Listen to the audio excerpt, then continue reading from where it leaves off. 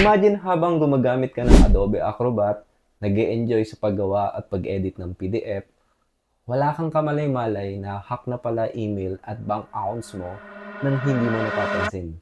Kung isa ka sa mga gumagamit ng Adobe Acrobat para sa school, work, or business, teka lang muna. Kasi baka hindi mo pa alam, delikado pala yung Adobe Acrobat na gamit mo, lalo na kung hindi yan legit o genuine. May real life stories akong ikukwento na nangyari mismo sa mga naging client at friends ko at baka lang din mangyari rin sa'yo. Kaya panoorin mo to hanggang dulo kasi ibibigay ko yung mga alternatives na pwede mong gamitin para maiwasan mo to. Ready ka na ba? Okay, let's go. Alam naman natin lahat kung gaano ka-useful si Adobe Acrobat. Ginagamit to for editing, viewing, and creating PDFs. Ginagamit to ng mga estudyante, empleyado, pati mga business owners. Pero alam mo ba na risky gumamit nito kung hindi legit ang copy ng Adobe na gamit mo? Lalo na pag di mo alam o sigurado yung pinanggalingan ng software mo na to. Okay, story time tayo. May friend ako na nag-reach out sa akin before. Humingi siya ng tulong. Kasi raw na virusan daw yung PC niya. So, tinanong ko siya kung ano nangyari. Sabi niya, kailangan daw niya ng Adobe Acrobat. So, nanood siya ng tutorial sa YouTube. Sa mismong video, may link na naka-attach para sa installer. Dinownload niya and in-install. Then, nagamit naman niya. And it seems okay naman at first. Pero after a week, ayun na. May napapansin na siya. Una, may mga kakaibang activity sa email. Then, sunod-sunod na yung mga unauthorized login attempts sa social media at bank accounts niya. Buti na lang may naka-enable siyang multi-factor authentication. Kaya kahit anong pilit ng hacker, hindi totally makapasok. Pero sabi niya, kahit in-uninstall niya na yung Adobe, parang may naiwan pa rin daw. Persistent daw yung hacker and tuloy-tuloy yung attempts. Sabi ko sa kanya, kahit natanggal mo na yung mga naka-install na Adobe Acrobat, kumalat na sa system mo kasi yung malware. Kailangan natin i-reformat and magpalit ka ng passwords yung sobrang lakas. Then, fast forward, finally, nag-okay naman na at wala nang nag-a-attempt mag-hack sa kanya. There is another case, babae naman, ni-refer siya sa akin. Same situation, naka-download din ng Adobe Acrobat from unknown source. At first, okay lang siya sa simula until na-hack ang Gmail niya. Buti na lang daw is wala naman daw ganong kaimportanteng laman yung Gmail. Pero ayun, imagine yung dinanas nilang stress dahil lang sa pagkakamali na naka-download sila ng malware. So, ano ba tong malware? Ito ay software na may masamang intent, either para magnakaw na information o sirain ang system mo. Ang masama pa dyan, nagpapanggap siyang matino o legit na software. Akala mo safe, then all of a sudden, bigla palang aatake ng tahimik nang di mo namamalayan. So dito pumapasok yung importance ng antivirus. Usually naman, madedetect yan at magno-notify sa'yo na harmful at risky ang na-download mo. Babalaan ka niya na wag mo na tuloy kasi na-scan niya na yan at may nakita siyang threat. Let's say, kapag ba sinabihan ka na may lason yung tinapay mo, kakainin mo pa ba? Siyempre, hindi na, di ba? Ganon din sa malware. Huwag mong i-ignore yung warning signs na binibigay niya. So, hindi yan dapat winawalang bahala, okay? Ikaw din, napaka-hassle mabirusan. Laking abala kung sakali. So, bakit ba may mga gumagamit ng mga crack software gaya niya ni Adobe? Kaya marami ang natetempt na mag-crack o gumamit ng piratang version.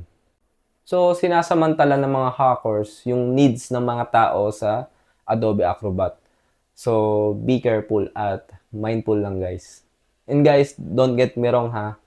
Hindi ko sinasabing masama ka agad kung gumagamit ka ng crack. And hindi ko ibig sabihin na may harm agad pag gumamit ka ng mga crack. Kasi alam ko for sure baka may mga magre-react dito eh. Sabihin, bakit naman ako naka-crack? Pero wala naman masamang nangyayari. Mukhang okay naman at safe. Yes, possible naman yan at hindi naman talaga lahat ng crack ay may dalang harm o panganib. Kasi pwedeng yung version na nakuha nila ay nagkataon na wala namang malware. Pero, kamusta naman yung makukuha ng iba? Since iba-iba rin naman yung pinanggalingan ng mga cracks, walang assurance na malware-free yung mapupunta sa'yo.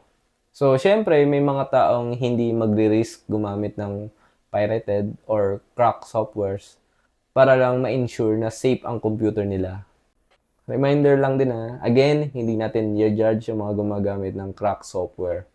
Pero may iba rin na techy enough para protektahan ang sarili nila. And that's totally fine.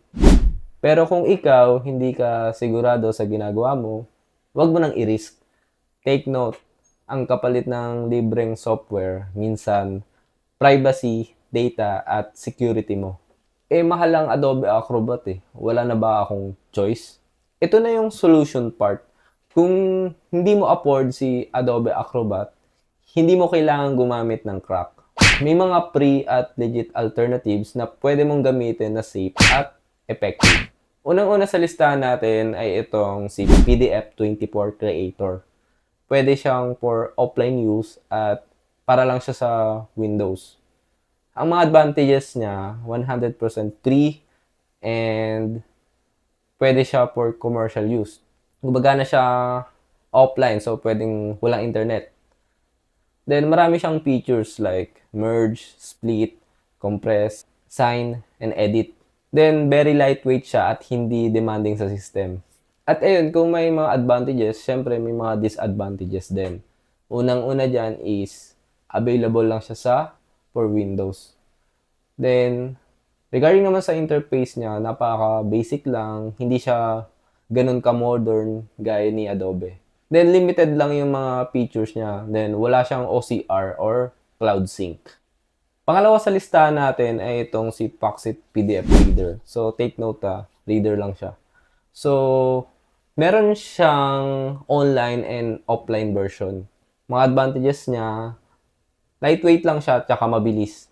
Tapos, pwede mo siyang install offline. Meron din siyang annotation, reading, form filling, at basic editing tools. Tapos, malinis din yung interface niya, kagaya ni Adobe. Ang mga disadvantages lang din niya, limited yung editing niya sa free version. Then, may upsell sa premium features. Medyo may learning curve nga lang para sa ibang tools. Pangatlo sa listahan natin ay itong si Small PDF. So, meron din siyang free version. Kaya lang, pang-online lang siya. So, hindi siya pwedeng offline. Advantages niya ay, ayun, since online siya, hindi na siya kailangan i-install. Kasi browser-based siya gumagana. Tapos, simple lang yung user interface niya. Then, beginner-friendly. Marami siyang tools like compress, merge, convert, at edit. Tapos yung mga disadvantages niya, limited lang yung free na paggamit sa kanya kada araw. Tapos wala siyang offline version. Tapos, yun, kailangan kasi ng subscription May upload limit siya, particular sa file size. Pang-apat sa listahan natin ay itong si LibreOffice Draw. So, ginagamit siya for offline use. Pwede siya sa Windows, Mac, Linux. Yung mga advantages niya, pwede kang mag-edit PDF offline. Tapos, wala siyang ads, no upsell, and no tracking. Yung mga disadvantages niya, particularly sa editing, medyo complex, tsaka medyo may pagka-messy siya. Tapos, limited tools for form filling at annotations. Panglima sa lista natin ay itong si I Love PDF. So, yung free version niya, pwedeng online and offline. Kinaganda dito, napaka user-friendly niya at perfect siya for beginners. Then, marami rin siyang feature like merge, split, compress, convert, watermark, OCR, at marami pang iba. Tapos, may desktop version siya para sa Windows and Mac at pwede siyang pong offline. Tapos, malinis yung interface niya, mabilis yung processing. Tapos, meron din siya for mobile app like Android and iOS. Then, syempre, may mga disadvantages. Yung free version niya, limitado lang sa file size, then daily usage. Tapos, yung mga some advanced tools niya like OCR or batch editing, ayun, may kinakailangan ng subscription. Tapos, yung isa pang disadvantages, yung full feature access niya is kailangan ng internet. So, ayan yung mga free alternatives na pwede mong makonsider instead of using genuine Adobe Acrobat. Then, siyempre gusto ko lang din i-align yung expectation mo na since mga libre sila, hindi sila ganun kaganda kung ikukumpara natin kay Adobe Acrobat na may bayad. Pero somehow, it serves its purpose naman. So, kung may natutunan ka today, if may time ka lang naman, please hit mo na yung like, subscribe, and share. So, thank you. Until next time, guys.